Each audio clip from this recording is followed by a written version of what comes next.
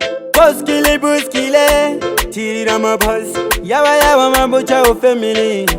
KEST, I love you. Watch, check post China. Baby ndiwe tapi andinoda ndinokupa zvese baby zvaunoda handine love inokuza kungembida tikatumanisani nenge ndakutoda saka chimbo uye umbotsamira chest pamabebi ari apa baby ndiwe best ndakusarudza nemoyo wangu inzwa KEST chimbomira kukopa usaita pest handina mufaro KEST uzipa mumaziso ako baby ndona rudo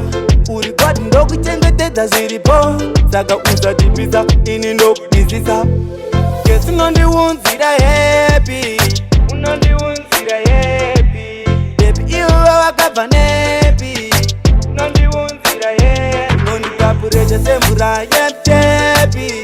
unondiunzira happy iwe wandinoda KEST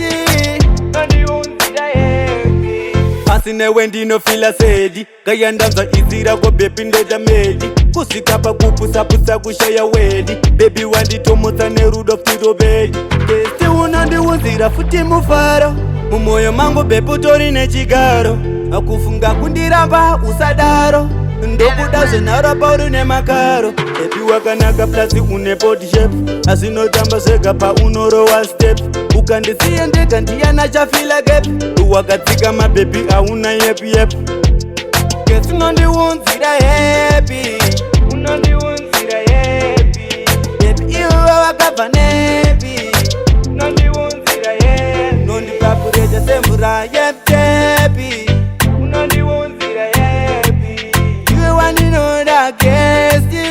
unondiunzira happy hey baby ndiwe tapi yandinoda ndinokupa zvese baby zvaunoda handine love inokuza kungembida tikatumanisani nenge ndakutoda saka chimbo uye umbotsamira chest pamabebi ari apa bebi ndiwe best ndakusarudza nemoyo wangu inzwa KEST chimbomira kukopa usaita pest handina mufaro KEST uzipa mumaziso ako bebi ndona rudo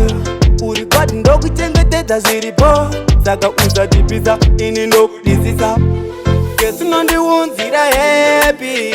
unondiunzira happy baby iwe wakabva nepi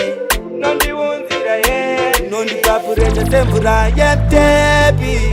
unondiunzira happy iwe wandinoda KEST unondiunzira happy